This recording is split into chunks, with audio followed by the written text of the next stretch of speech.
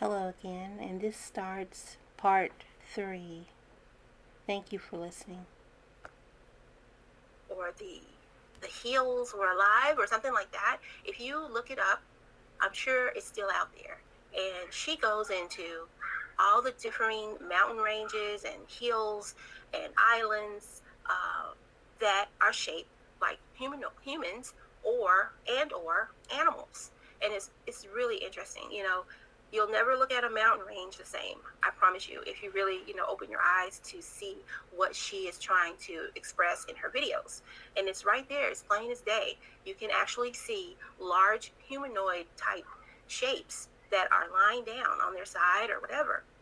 Okay, so the first 1,000 years was the life of the Titans. Okay, the second 1,000 years was when God created all of the other angels. Okay, and you can see these angels depicted on the walls or the hieroglyphs over in Cairo, or what we now call Egypt, but it's really not Egypt, but just so you'll know where I'm talking about, Cairo. All those hieroglyphs depict the different types of angels. There's 9 different categories of angels, all right? And they were all created in that second 1,000 years, all right?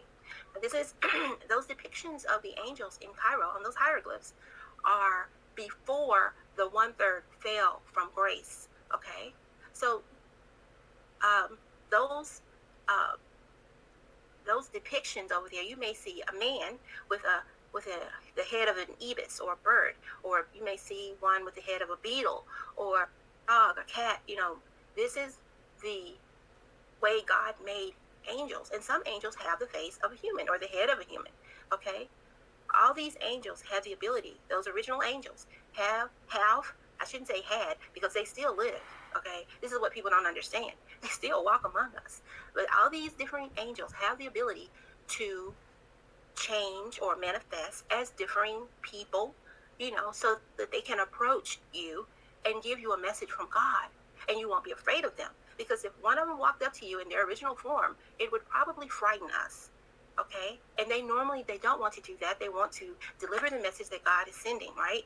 So they take on or they manifest as a humanoid, okay? And they may even manifest in your race, just so they can be more relatable, you might say, so that you may feel more comfortable, right?